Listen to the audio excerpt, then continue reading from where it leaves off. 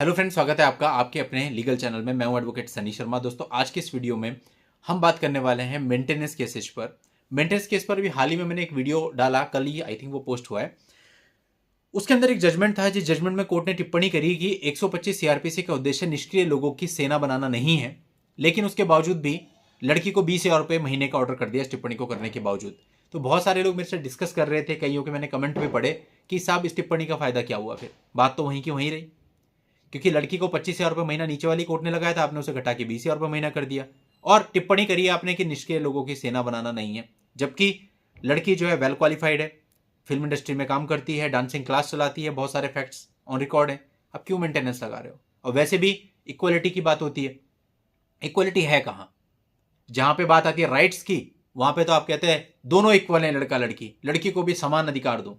बिल्कुल दो जी, अच्छी बात है। लेकिन जहां पे बात आती है कानूनी प्रक्रिया की, वहां पे कहां इक्वलिटी है? लड़की को तो आप मेंटेनेंस दे रहे हो, अच्छी खासी भली चंगी है, हष्ट पुष्ट है, उसको भी आप मेंटेनेंस दिलवा रहे हो। वेल क्वालिफाइड है, पीएचडी है, उसको भी आप मेंटेनेंस दिलवा रहे हो। लड़का लंगड़ा है, लूला है, बेरोजगार है, ठेली लगाता है, मजदूर है, तब भी वो मेंटेनेंस देगा। कहां इक्वलिटी है? मेंटेनेंस केसेस को तो सिस्टम ने इतना सिंपल कर दिया है कि कोई मेंटेनेंस का केस कोर्ट में आता है तो कोर्ट कुछ देखना ही नहीं चाहती मेरिट पे। कोर्ट सिंपल कहती है तो पति है, मेंटेनेंस तो देना पड़ेगा, मेंटेनेंस बांध देती है। तो ऐसा नहीं है, कम से कम मेरिट पे देखो तो सही। ठीक है, चलो इंटरिम पे आपने कुछ बांध दिया, बट मेरिट पे चीजों को देखो तो कि लड़की ने जो बोला है वो सच है कि झूठ है। सच और झूठ की कोई परख नहीं है मेंटेनेंस केसेज में, और ये आप सबको पता है। हम आए दिन में कितने जजमेंट देखते हैं, आप लोगों के खुद के जजमेंट आए होंगे, आपको भी पता है, कोई परख नहीं है। हर एविडेंस लड़के का लगा होता है कि भैया जो वो कह रही है वो झूठ है, लेकिन झूठ सच का कोई आकलन ही नहीं होता। लास्ट में इतना लड़की के कथनों से ये पता चलता है और पत्रावली पर मौजूद तथ्यों से यह पता चलता है कि लड़की के पास अलग रहने का पर्याप्त कारण विद्यमान है, सो इतना इतना मेंटेनेंस दे from the date of application. लगी लंका। अरे भाई, फिर ट्रायल क्यों चला रहे थे इतना लंबा चौड़ा? 3-4 साल तो ट्रायल में लग गए, और ट्रायल में चलने के बाद इतना सब निकल के कुछ भी नहीं आया हाथ में। मेंटेनेंस फिर भी देना ही है तो पहले ही दे देते, पहले ही जजमेंट कर देते। क्या जरूरत थी इतना 3-4-5 साल मुकदमा खींचने की? तो कहीं ना कहीं सिस्टम को, व्यवस्था को इस बारे में सोचना चाहिए। या तो ट्रायल चलाने का कोई निष्कर्ष हो भाई, फिर कि लड़की झूठी पाई जाती है, लड़की ने जो कंटेंट लिखा है वो झूठा पाया जाता है या ये पाया जाता है एक्चुअल में फैक्ट्स के बेस पे, तो उसको मेंटेनेंस नहीं मिलेगा। ऐसा नहीं होना चाहिए ना कि पत्नी है तो मिलेगा ही मिलेगा। ऐसा नहीं होना चाहिए। एक सेट होना चाहिए कि हाँ भाई, अगर वेल क्वालिफाइड है तो खुद कमा सकती है, काय को मेंटेनेंस मिलेगा? 2 हाथ 2 पैर तो दे रखे भगवान ने, काय के लिए दे रखे वो? तो जब इक्वालिटी है तो हर एक चीज की इक्वालिटी होनी चाहिए ना। ये क्या बात हुई कि आप मतलब मोर देन एनफ बेनिफिट दे रहे हो? मतलब लड़का जितना अच्छा कमा रहा है वो उसका उतना बड़ा दुर्भाग्य है। लड़के की सैलरी 4 लाख है, लड़की को बैठे बैठे दे दो भाई 80,000 रुपये महीना। उसे क्या चाहिए भाई साहब? ऐसी स्कीम मतलब मिल जाए, हमें मिल जाए तो क्या बात हो गई? बैठ के 80,000 रुपये महीना, और सेटलमेंट करने के लिए अब तो 80,000 रुपये महीना मिल रहा तो 2 करोड़ रुपए। अरे भाई जी, क्या बात है, मजा आ गया। ऐसी इन्वेस्टमेंट स्कीम कहीं नहीं है दूसरी।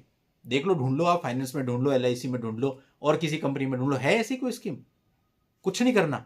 शादी करनी है, उस पर 10-15 लाख रुपए इन्वेस्ट किया आपने, ठीक। इन्वेस्ट करने के बाद मुश्किल से 1 महीना, ज्यादा बता रहा हूं, 1 महीना भी, कुछ मामलों में तो 10 दिन, 5 दिन में लड़की चली जाती है।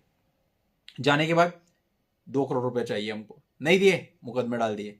मुकदमों से परेशान हो गए लड़के ने, 2 करोड़ नहीं तो 1 करोड़ तो दे ही देने, 50 लाख दे देना। जो बेचारा ज्यादा डर जाएगा, जिसको नहीं पता होगा, इसकी सिचुएशन खराब होगी, हो सकता है उसकी सैलरी अच्छी हो, 2 करोड़ भी दे दे। भाई जी, 1 साल के अंदर 2 करोड़ रुपए मिल गए, 15 लाख रुपए लगा के। बताओ कोई बिजनेस ऐसा है? कोई दूसरा बिजनेस ऐसा? कोई बिजनेस ऐसा नहीं है आज के टाइम पे। ये सबसे मस्त बिजनेस बन गया। और अब जब एक बार किसी के मुंह में लग गया ना स्वाद, अब उसने कहा यार ये तो बढ़िया अच्छा है। मैंने परसों एक शॉर्ट बनाया था एक मामले पे, उसमें एक लड़की ने शादी करी, उस पर मेंटेनेंस के केस डाले, उससे मेंटेनेंस ले रही है, फिर एक और शादी कर ली छुप के, फिर उस पर केस डाले, उससे भी पैसे ले लिए विदाउट डाइवोर्स के। देखो, उसके बाद फिर एक लड़के पे 376 का मुकदमा डाला, और उससे भी 8 लाख रुपए की डिमांड चल रही है। मैं वही कह रहा हूं ना, जिसके लग गया मुंह में स्वाद उसको लगेगा भाई बस।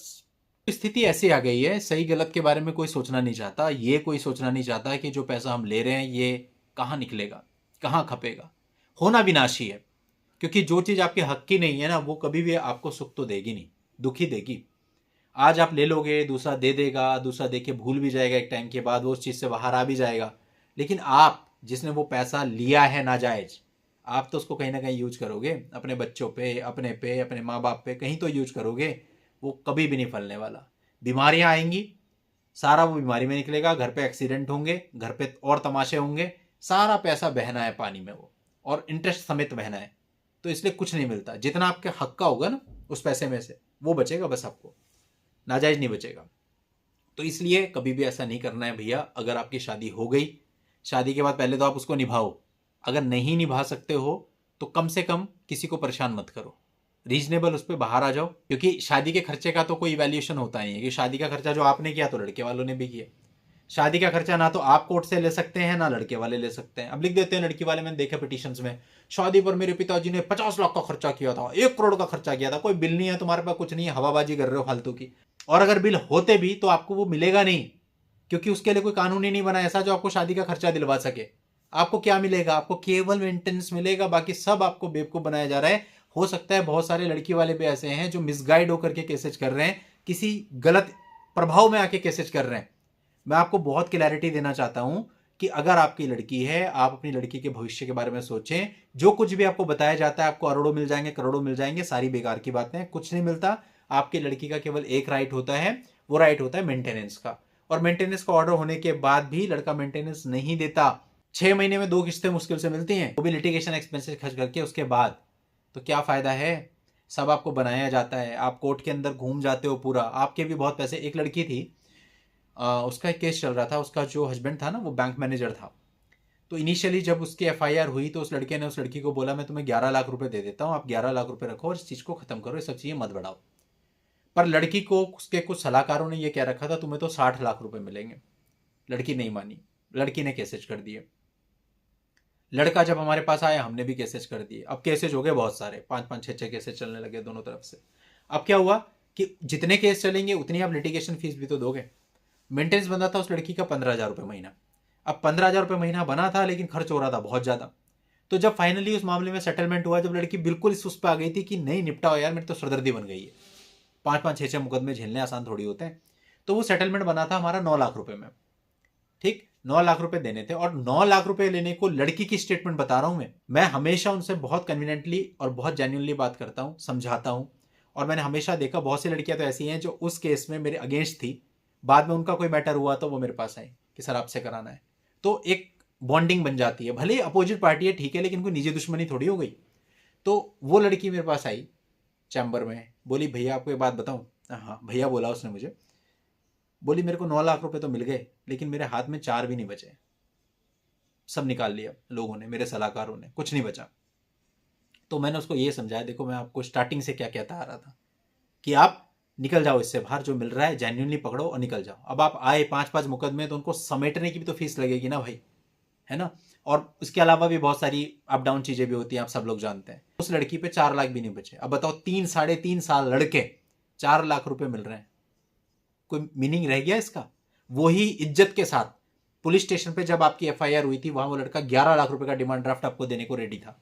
आप उसको पकड़ते, आराम से अपना जीवन जीते, इज्जत भी बनी रहती, कोर्ट कचहरी के धक्के भी ना खाने पड़ते 3-3.5 साल। आप भी खुश, आपके माँ बाप भी खुश, और कहीं ना कहीं इनडायरेक्टली लड़का भी सोचता है कि चलो ठीक है जो है खत्म हुआ। लेकिन आप लोग इस बात को समझते नहीं, और इससे क्या होता है, केवल आप परेशान होते हो।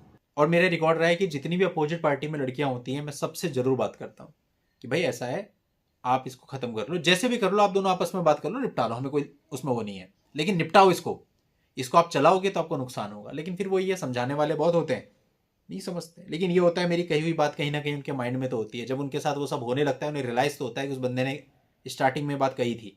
तो कई बार होता है कि वो लोग बात करने आ जाते हैं कुछ ऐसा।